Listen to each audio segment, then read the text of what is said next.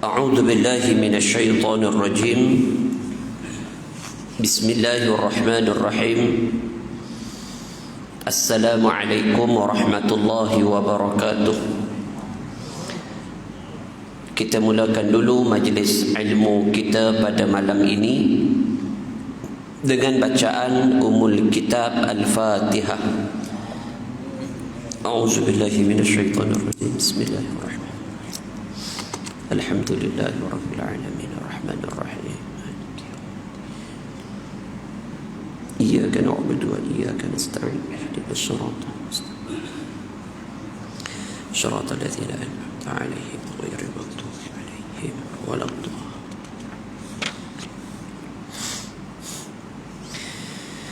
A'udzu billahi minasyaitonir rajim. Bismillahirrahmanirrahim.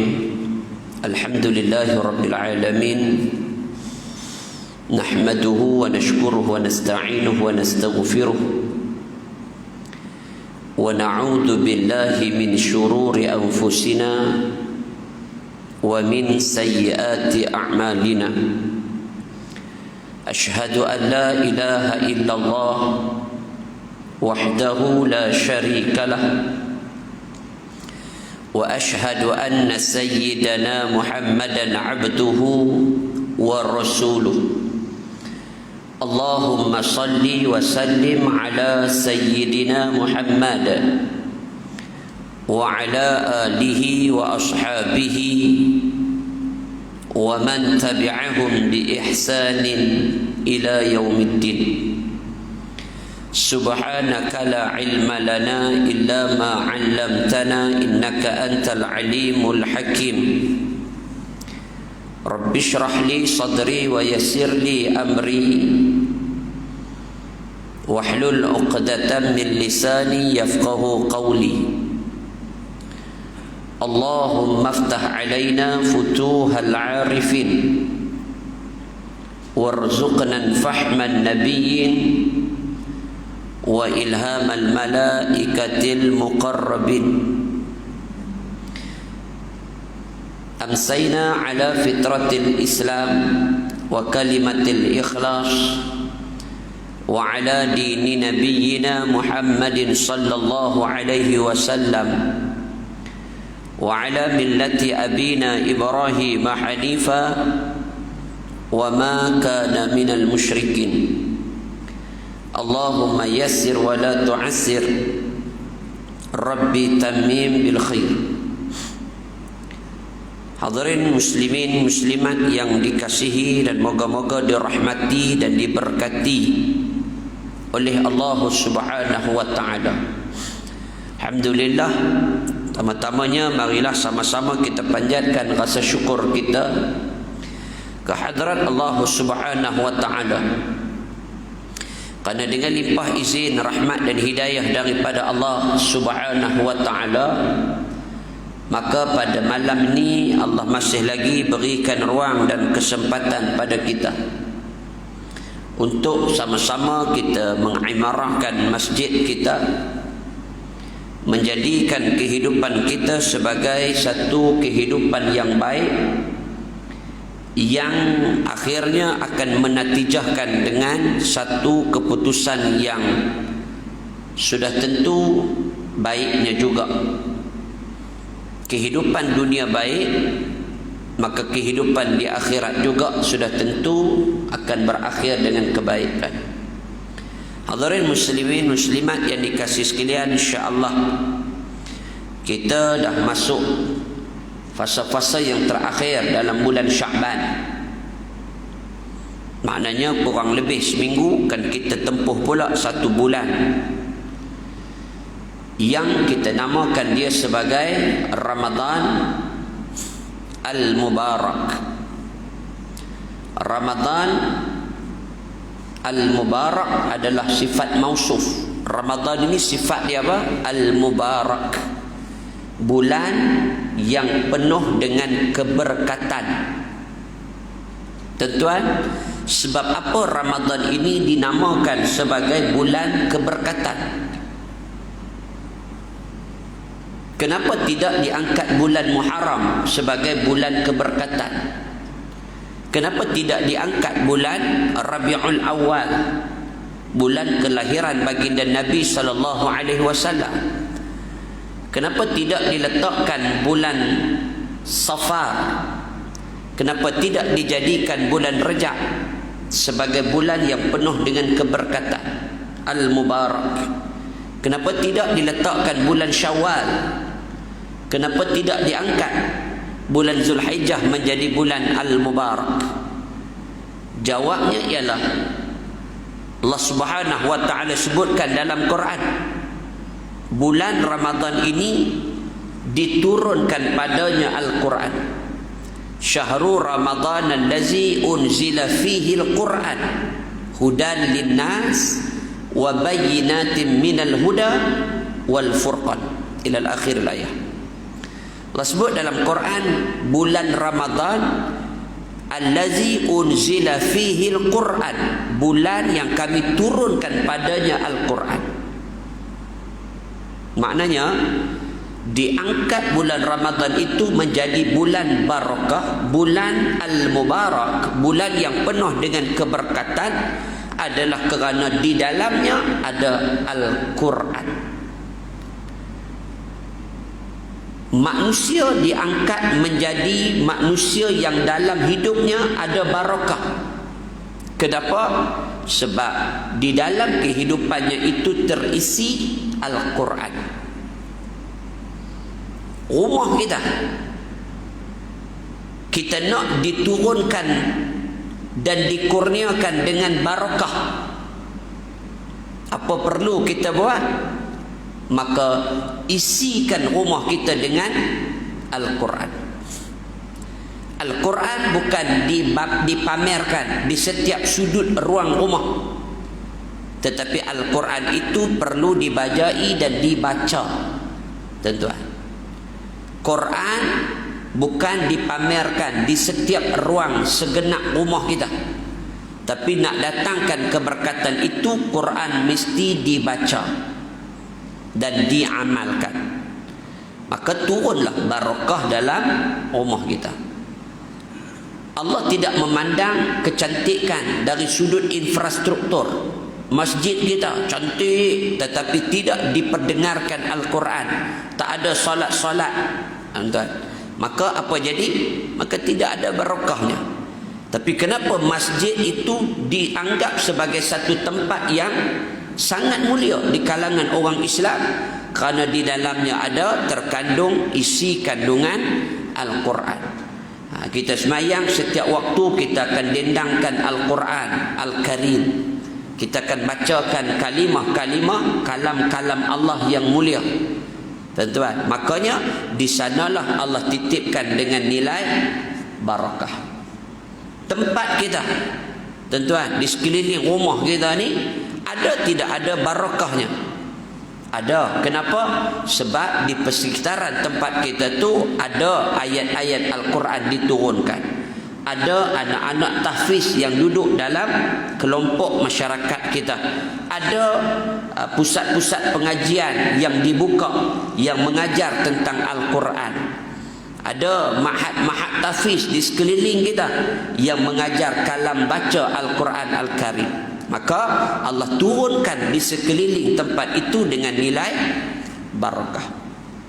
Hadirin yang dikasih sekalian, sebab tu ambil peluang Ramadan yang nak mai ni, kita ambil peluang. Dia mai ni sekali aja, setahun sekali aja. Lama mana ni? Selama 30 hari. Sebulan yang kita akan hadapi Ramadan ni, dia bukan biasa-biasa. Ada dua keadaan yang digambarkan oleh baginda Nabi sallallahu alaihi wasallam. Ketika mana dua keadaan ini sahaja pintu langit akan terbuka. Pertama, pintu langit terbuka sewaktu peristiwa Isra wal Mi'raj. Pintu langit akan terbuka ketika mana Nabi bergerak daripada Masjidil Haram sampai kepada Masjidil Aqsa, dan kemudian Nabi naik ke Sidratul Muntaha. Allah mengizinkan perjalanan Nabi, dan pada ketika itu langit dibuka. Situasi yang kedua yang juga Allah mengizinkan, sewaktu kewafatan baginda Nabi sallallahu alaihi wasallam. Nabi wafat, Nabi tinggalkan umat Nabi sallallahu alaihi wasallam, dan Nabi berdoa supaya apa yang Nabi tinggalkan pada umat baginda Nabi sallallahu alaihi wasallam ni bukan kosong. Taraktu fikum amrain lan tadillu ma tamassaktum bihima, kitaballah wa sunnati, atau kama qala Rasulullah sallallahu alaihi wasallam. Nabi kata apa? Nabi kata, aku tinggalkan kepada umat aku ni dua benda. Lan tadillu ma tamassaktum bihima, kamu takkan sesat bila kamu pegang dua perkara ni yang aku tinggalkan menjadi wasiat kepada kalian. Apa dia? Kitab Allah, yakni Al-Quran, dan juga sunnah aku, sunnah baginda Nabi sallallahu alaihi wasallam. Tuan-tuan hadirin yang dikasihi sekalian, kedua, selepas baginda Nabi sallallahu alaihi wasallam wafat, maka waktu itulah baginda Nabi sallallahu alaihi wasallam mengharapkan supaya ada lagi satu keadaan, pintu langit akan terbuka. Bila? Sewaktu bermulanya malam 1 Ramadan, dan pintu langit akan mula tertutup selepas Ramadan berlalu. Panjang tak? Panjang. Berapa lama? 30 malam. 30 hari, 30 malam Ramadan akan berlalu, dan waktu itulah Nabi kata wa futihatis sama, waktu itu pintu langit akan terbuka. Tuan-tuan, dah pintu langit terbuka, kita buat apa? Nganga saja kah? Lena ya kah? Dah pintu langit terbuka, tiap-tiap malam dia terbuka. Tuan-tuan, buat apa? Masa itulah tuan-tuan, kita berdoa, dan kita berdoa. Apa doa yang diajar oleh baginda Nabi sallallahu alaihi wasallam pada malam Ramadan? Tuan-tuan, sehingga kan malam-malam Ramadan yang kita tempuh ni, Nabi kata, man shoma Ramadan imanan wa ihtisaban ghufira lahu ma taqaddama min dhanbi. Siapa yang berpuasa di bulan Ramadan, satu hadis yang lain Nabi sebut man qama Ramadan imanan wa ihtisaban, siapa yang menghidupkan malam-malam Ramadan dia dengan penuh iman dan pengharapan, maka Nabi kata Allah akan ampunkan dosanya yang telah lalu. Pintu langit terbuka, kita berdoa, dan Nabi ajak doa, Allahumma inna nas'aluka ridhaka wal jannah wa na'udzubika min sakhatika wan nar. Allahumma innaka, tuan-tuan, kita selalu berdoa, Allahumma inna nas'aluka ridhaka wal jannah wa na'udzubika min sakhatika wan nar. Ya Allah, berikanlah kami, kurniakanlah kami, as'aluka ridhaka, ridha kamu, dan jannah syurga. Kita minta, wa na'udzubika, ya Allah lindungilah kami, lindungilah kami, wa na'udzubika, ya Allah kami berlindung denganmu ya Allah. Kita minta Allah lindung kita, lindung daripada apa? Daripada neraka. Wa na'udzubika, kita minta ya Allah janganlah kau bawa kami masuk ke dalam azab api neraka yang marak menjulang dalam kemurkaanmu, dalam benda yang kita tak suka hidup kita atas dunia ni. Tuan-tuan, apa yang kita cari sebenarnya hidup kita atas dunia ni tuan-tuan? Kita hidup kita ni, kita cari apa? Kita manusia ni serba tak puas hidup kita atas dunia ni, serba tak puas. Ada 1,000 tak cukup nak 2,000, ada 2,000 tak cukup nak 5,000, ada 5 tak cukup nak 10, ada 10 tak cukup nak 1,000,000, ada 1,000,000 tak cukup nak 18 juta, 18 juta tak cukup nak 100 juta. Akhirnya sampai bila? Sampai Allah kata hatta zurtumul maqabir alhaakumut takatsur hatta zurtumul maqabir. Sampai bila? Sampai harta tu kamu bawa masuk dalam lubang kubur. Ambil Tuan-tuan hadirin yang dikasih sekalian, sebab tu ambil peluang yang kita nak masuk Ramadan ni, kita kena bersiap sedia. Kalau di Arab ni tuan-tuan, di tanah Al-Jaziratul Arabiyah nak masuk Ramadan ni, masjid-masjid ni pasang lampu ni tuan-tuan, bergemerlapan. Bukan pasal lampu tu, tapi nak abang kata meriah sungguh masjid. Sebulan lagi nak Ramadan ni, masjid-masjid ni, surau-surau sekitar yang ada di sekeliling tempat-tempat tinggal orang Arab ni tuan, dia dah mula meriah. Kita seminggu lagi nak Ramadan, duk lagu ni tak ada apa. Hak nak meriah bila? Malam Ramadan. Hak tu baru nak meriah sungguh. Tu pun sah. Seminggu ya apa ya dah. Dia tak orang nak meriah sungguh. Macam tak redha ya tuan-tuan. 2 minggu meriah dah tuan-tuan. Macam Ramadan tu. Kita main seminggu lagi ni tuan-tuan. Hari Selasa ni nak puasa, ni hari Khamis lah. Duk lagu tu lah. Hang mai pun sama, hang tak mai pun sama. Duk lagu tu lah kita. Pi mai tang tu. Duk tu. Enggak. Sebab tu kita jadi letih. Bila mai Ramadan tuan-tuan, kita jadi letih sebab kita tak bersedia. Macam orang nak main bola lah tuan-tuan. Orang nak main bola, nak main seminggu lagi, dia praktis dah tuan-tuan, berlari keliling padang ni berpeluh cekau, orang Kedah kata. Malam tu baru dia ada stamina tuan-tuan. Nak main bola seminggu lagi, sebulan lagi, dia duk praktis lah. Kita nak main Ramadan lagi seminggu ni tuan-tuan, duk lagu tu apa pun tak ketahuan punca lagi. Allah, sibuk kita sungguh dengan urusan dunia. Sibuk sungguh tuan-tuan. Bila mai malam Ramadan baru nak pulun sungguh-sungguh, dia letih. Dia tak boleh pecut tuan-tuan. Lepas tu dia kecundang di saat-saat akhir. Katakan saat akhir dah tuan-tuan, tak ada sampai kecundang lah.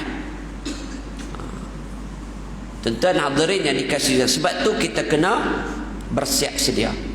Ramadan yang nak mai sampai kat kita ni, kena bersiap sedia. Rasa seronok dah nak sampai Ramadan ni. Rasa seronok ya amat dah. Nak sampai Ramadan ni tuan-tuan, sehari, 4 hari lagi, 5 hari ni, rasa seronok dah. Ramadan nak sampai ni, rasa tak sabar dah.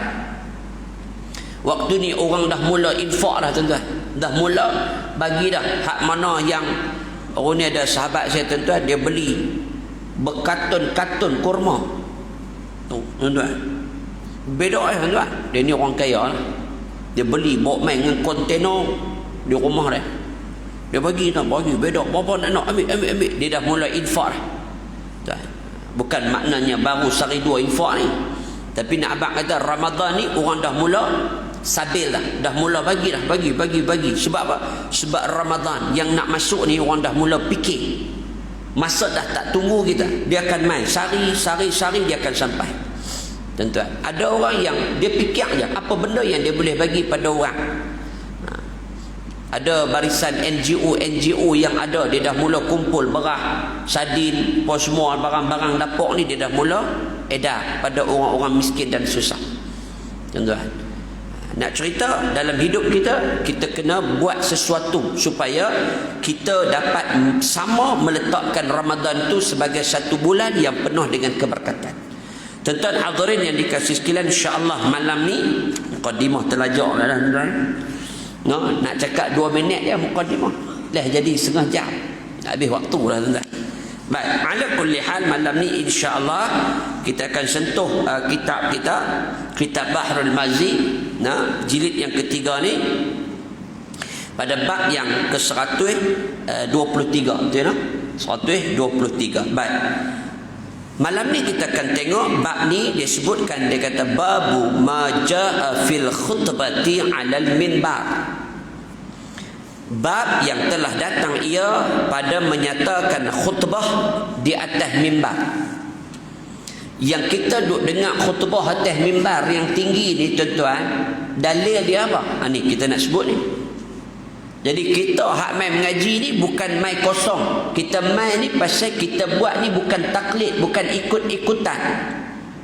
Tapi kita buat ni pasal ilmu. Pasal apa kita baca khutbah atas mimbar ni? Pasal Nabi sebut ni. Entah. Bukan saja-saja duduk atas mimbar ni dak. Dia ada pasal. Dalil dia apa? Hadis yang ke-140. Dia kata Ani bin Umar anna Nabiy sallallahu alaihi wasallam kana yakhtubu ila jiz'in falamma takhaza an-nabiy sallallahu alaihi wasallam al-minbar hanna al-jiz'u hatta atahu faltazamahu fasakat. Hadis ni hadis hasan sahih gharib daripada Ibnu Umar bahwasanya Nabi sallallahu alaihi wasallam adalah ia berkhutbah kepada batang tamar. Maka tak kala mengambil Nabi sallallahu alaihi wasallam akan mimbar merayu batang tamar hingga datang ia akan dia, maka mendakap ia akan dia, maka diam ia. Hadis sahih gharib, hasan sahih gharib. Baik, hadis ini hadis yang diriwayatkan daripada Ibnu Umar atau namanya ialah Abdullah ibn Umar radhiyallahu anhu. Bila tuan-tuan jumpa hadis yang diriwayatkan daripada Ibn Umar ataupun anak Saidina Umar ataupun disebut dengan Abdullah ibn Umar, kebanyakan hadis-hadis yang diriwayatkan daripada Ibn Umar ni berlakunya syariat pensyariatan, bermulanya pensyariatan itu kebanyakannya di kota Madinah kecuali solat di Mekah. Selepas daripada itu kebanyakan syariat-syariat lain semuanya berlaku di kota Madinatul Munawwarah. Tentang sembahyang Jumaat di Madinah, bermula pensyariatan itu di Madinah. Nabi berjalan selepas daripada peristiwa hijrah, Nabi berjalan, kemudian turun wahyu pada Nabi untuk menunaikan salat fardu Jumaat. Maka pada waktu itu Nabi pacak pohon tamar dan dijadikan masjid di kawasan itu.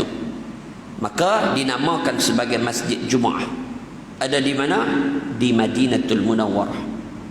Dan saya bisa sampai Masjid Jumaat. Itulah kawasan masjid pertama yang didirikan Jumaat oleh baginda Nabi sallallahu alaihi wasallam. Jadi bila orang tanya, bila Nabi masuk je ke Madinah, tempat ataupun masjid pertama yang Nabi dirikan di mana? Masjid Quba. Bukan Masjid Nabawi, Masjid Quba. Kemudian setelah beberapa bulan Nabi duduk, dan pada waktu itu Allah turunkan bentuk syariat untuk Nabi mendirikan solat Jumaat. Maka masjid yang kedua Nabi pacak, Nabi dirikan Masjid Jumaat.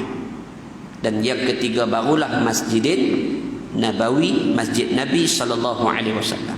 Baik, hadirin yang dikasihi sekalian, ketika mana Sayyidina Umar Ibn Umar, Sayyidina Abdullah ibn Umar radhiyallahu anhu, dia kata bahwasanya baginda Nabi sallallahu alaihi wasallam berkhutbah Nabi kepada batang tamar. Hadis ini ketika mana satu hari ini, satu keadaan di mana ada satu orang sahabat, dia datang pada Nabi dan dia offer untuk menggantikan batang tamar yang menjadi tempat Nabi berkhutbah. Untuk menggantikan batang tamar tempat Nabi berkhutbah ni, nak buat bagi elok sikit. Soalnya begitulah. Kemudian Nabi bersetuju dan kemudian digantikan dengan keadaan khutbah mimbar yang lebih baik. Maka batang tamar tadi ini diletakkan di tempat di belakang masjid tadi, di dalam masjid lah, tapi di tempat yang lain. Maka waktu tu apa berlaku tuan-tuan? Batang tamar ni menangis. Bunyi menangis ni kuat. Bunyi menangis. Nabi masuk aja batang tamar ni menangis.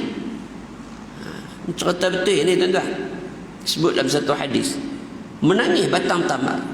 Maka ketika mana Nabi baca khutbah tu, Nabi dengar batang tamar ni menangis, Nabi berhenti dan Nabi pergi dapatkan batang tamar.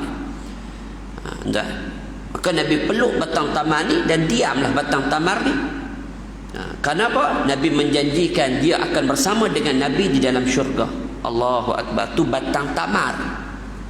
Tuan-tuan, pohon tamar yang nak bersama Nabi dunia lagi, ketika mana dia diletakkan di tempat lain, dia tidak lagi bersama dengan Nabi, dia rasa sedih. Dah. Tapi Nabi janji dia akan duduk dengan Nabi dalam syurga. Senyap dia. Allahu Akbar. Kita dah. Aneh. Ketahuilah kiranya ya saudaraku, bahwasanya berkhutbah Jumaat di atas mimbar itu telah ada ia dari zaman Nabi SAW. Maka pada mulanya berkhutbah Nabi di atas tanah sahaja, sebagaimana hadisnya telah dikeluarkan oleh Tirmizi. Demikian bunyinya. Dia kata, An Ibn Umar anna Nabi SAW kana yakhtubu ila jiz'in, daripada tanah. Dan kemudian dia kata apa? Nabi SAW adalah berkhutbah pada hari Jumaat. Mula-mulanya bersandar ia kepada buah batang tamar yang diperbuatkan dia tiang atap Masjid Madinah pada masanya itu. Maknanya waktu tu Nabi berkhutbah hanya di atas tanah. Tuan-tuan, di dalam hal yang demikian, maka berkatalah seorang sahabat bagi Rasulullah sallallahu alaihi wasallam. Katanya, ya Rasulullah, biarlah hamba buatkan tuan hamba satu mimbar, tempat tuan hamba berdiri atasnya pada hari Jumaat membacakan khutbah. Ada satu orang sahabat Nabi ni, dia offer baginda Nabi untuk dijadikan tempat baru untuk Nabi berkhutbah. Dia kata, mudah-mudahan dengan sebab itu lawas ke telinga orang mendengar khutbah tuan hamba.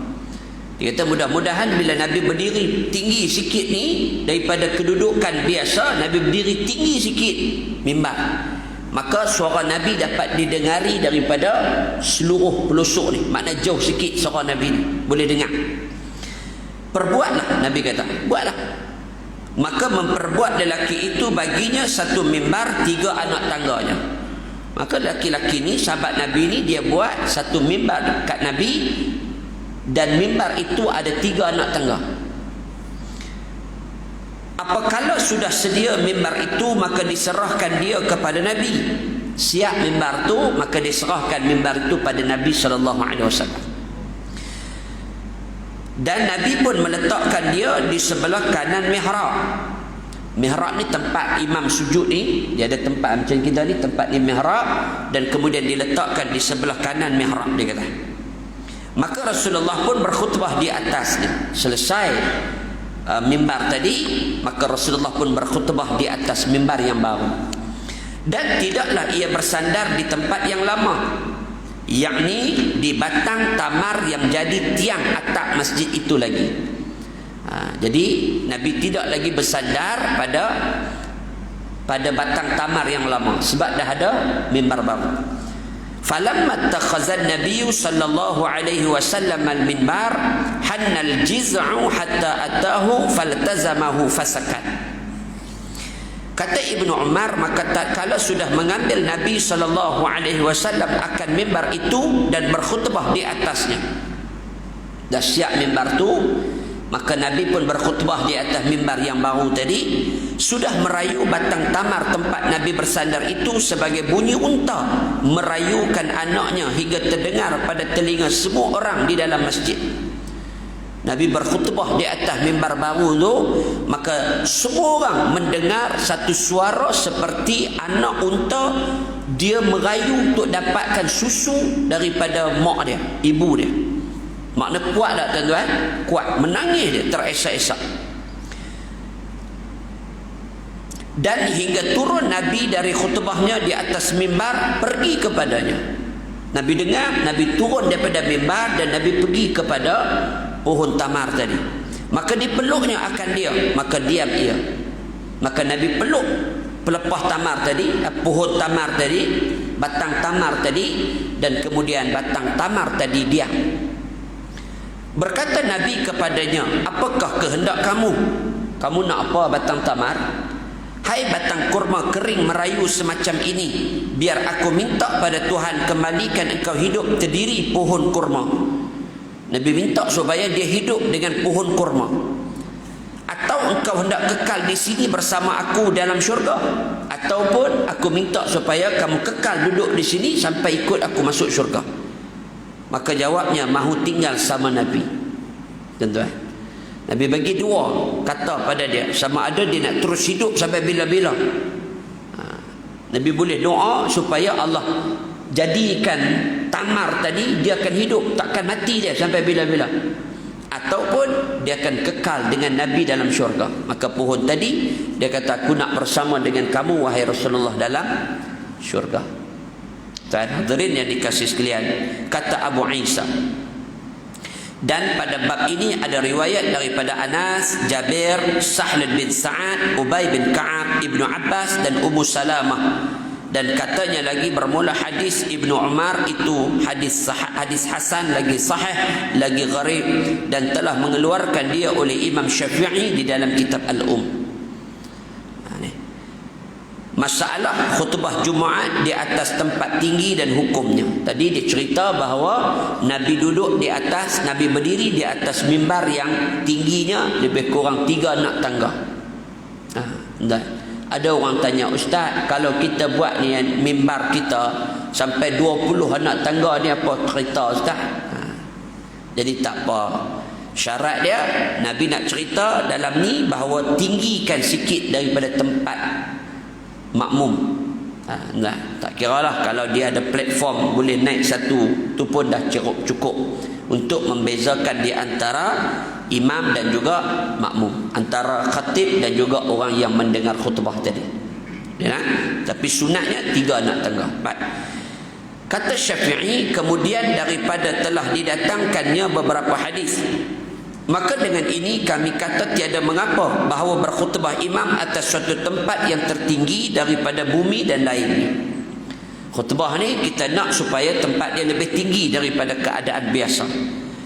Dan tiada mengapa turun ia daripada mimbar kerana hajat sebelum ia berkata-kata, kemudian kembali ia kepada mimbar. Dan jika turun ia daripada mimbar kemudian daripada berkata-kata, nescaya memulai ia akan khutbah, tiada memadai akan dia lain daripada yang demikian itu. Dia kata kalaulah imam sudah pun memulakan khutbah, maka dia tidak boleh lagi turun daripada mimbar kecuali selepas selesai daripada berkhutbah. Dia kata tidak memadai, maknanya tidak harus atau tidak boleh imam selepas dia sudah pun memulakan khutbahnya untuk dia turun. Apa yang Nabi buat adalah Nabi nak mengajar kita sesuatu yang sepatutnya, apa yang perlu kita laksanakan. Baik. Nescaya memulai ia akan khutbah, tiada memadai akan dia lain daripada yang demikian itu, kerana bahawasanya khutbah itu tiada terbilang ia khutbah apabila diceraikan antaranya dengan turun yang panjang atau dengan sesuatu yang ada ia memotong baginya. Mengikut pendapat Syafi'i, tidak boleh sama ada turun sekejap atau turun dalam keadaan yang lama. Kerana dia memotong ataupun dia mencerakinkan ataupun dia menceraikan di antara khutbah tadi, bukan kerana 2 khutbah, tetapi kerana dia nak turun daripada mimbarnya tanpa dia menamatkan perbahasan dia atau menamatkan khutbah dia, maka tidak memadai, tidak harus dan tidak sah khutbahnya. Dan hadirin yang dikasihi sekalian, ni cerita ruang khutbah yang tinggi tempatnya. Jadi tuan-tuan dah buat khutbah mimbar ni, mimbar khutbah ni kita buat tinggi. Sebab apa? Sebab nak beri peluang dengar suara tu pada sekalian tempat. Tapi sekarang ni kita ada mikrofon. Jadi mikrofon ni bercakap lah. Khutbah ni makna apa? Khutbah ni makna dia syarahan. Bahasa kita ni dia panggil ceramah. Syarahan. Jadi khutbah, bila khutbah dia ceramah, dia syarah, itu biasa. Tapi dia ada rukun-rukun dia. Rukun khutbah ada, dan kena patuhlah rukun khutbah. Apa dia rukun khutbah ni? Yang pertama, dia mesti sebut Alhamdulillah. naik khutbah, rukun khutbah dia mesti sebut alhamdulillah.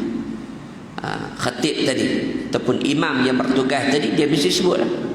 Kalau tak sebut tak boleh lah, sebab ini rukun khutbah. Sebutlah alhamdulillah, alhamdulillahilladzi arsala rasulahu bil huda wa dinil haq. Itu rukun pertama. Rukun kedua tuan-tuan, dia mesti bercakap ataupun dia mesti sebut ittaqullah dalam bahasa Arab.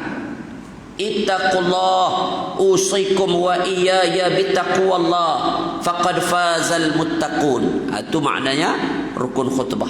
Bukan saja-saja dia nak bercakap begitu. Rukun. Nah, lagi selawat atas Nabi. Allahumma salli ala sayyidina Muhammad wa ala alihi wa sahbihi ajma'in.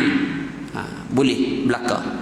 Kalau dia sebut Allahumma salli ala sayyidina Muhammad pun dah boleh lah.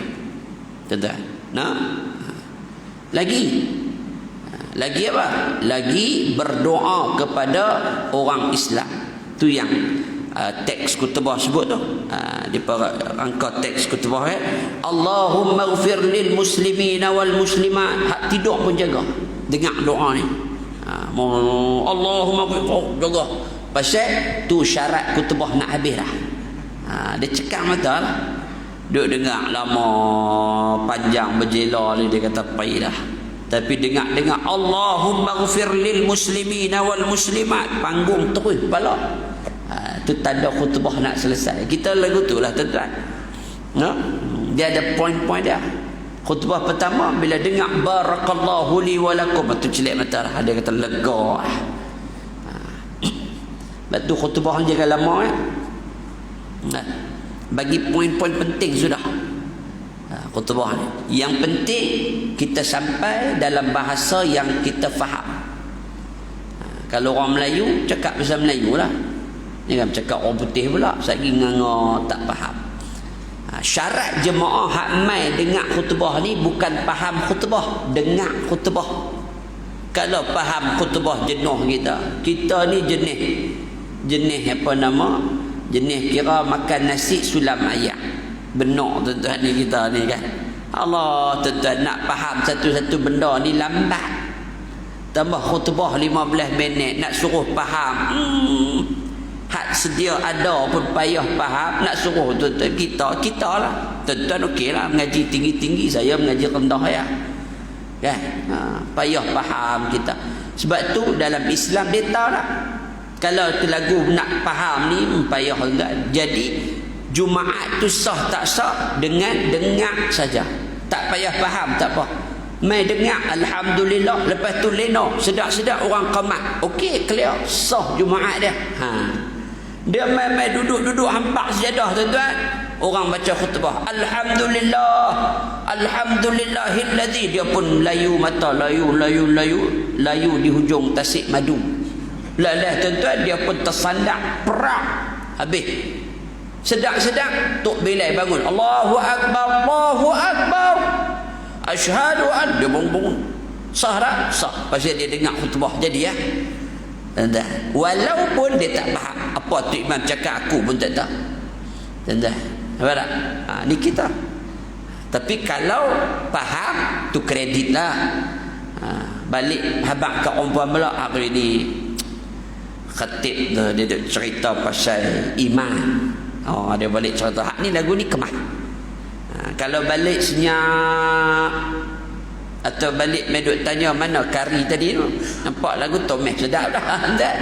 Kan nak pergi sembahyang Jumaat bini duk tomeh kari kepala ikan siludu lah Jumaat besok ni kan. Kan kalau balik mai duk tanya, duk habaq pula kat anak, mai duk cerita kat bini, tu clear. Tadi ni abang dengar khutbah tadi ni dia pun duk cerita pasal Ramadan. Tu imam tu habaq tadi Ramadan ni bila kita nak sambut ni kita kena banyak qiyamul lail. Tu clear. Dah, makna dia faham tu. Dah. Nah, tapi kalau mai balik senyap tu tak apa nak boleh.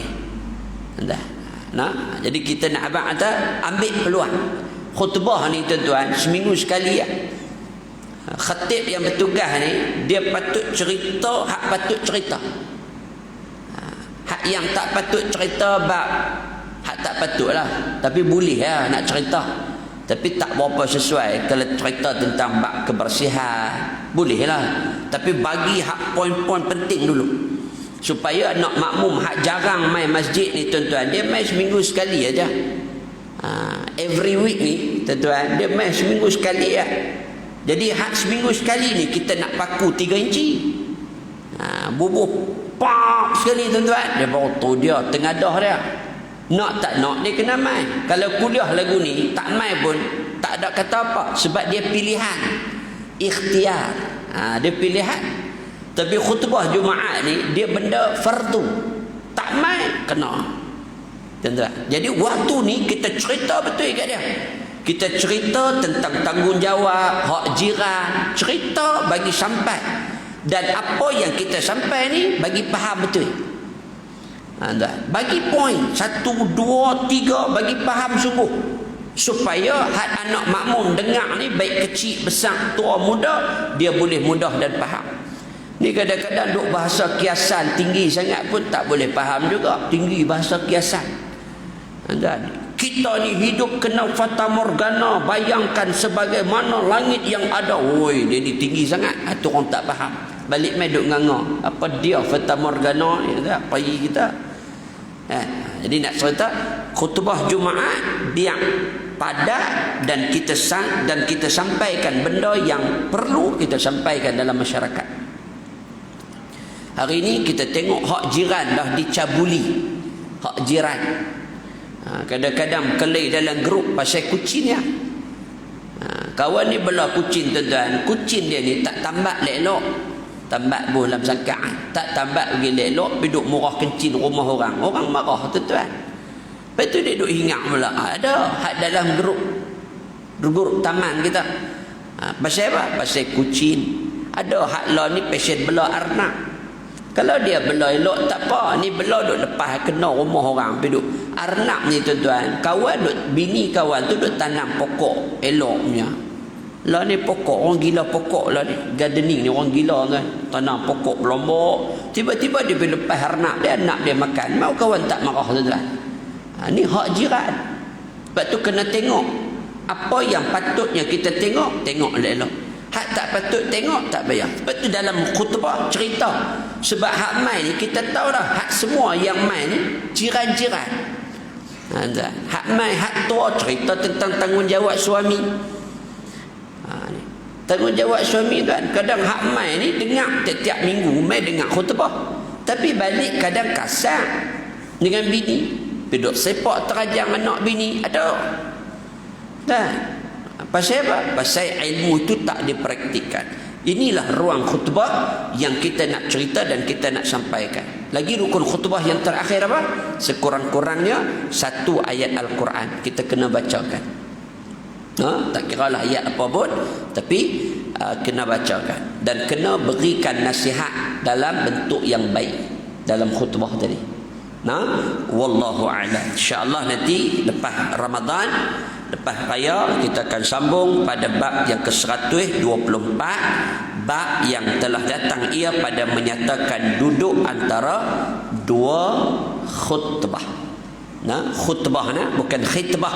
Khitbah ni makna tunang. Eja ubah baris ya tuan-tuan. Khitbah makna tunang. Khutbah makna syarahan.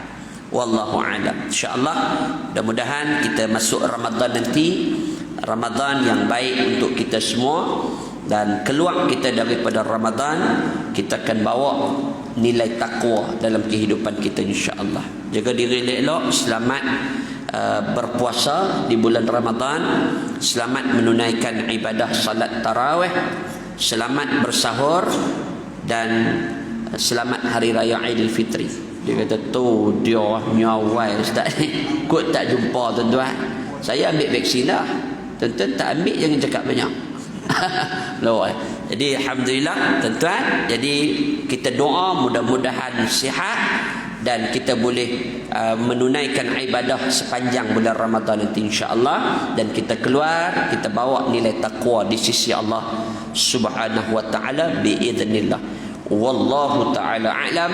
Minta maaf banyak-banyak andai ada terkasar bahasa, andai ada tersalah bicara sepanjang pertemuan kita di masjid sepanjang setahun ni lah, setahun ni.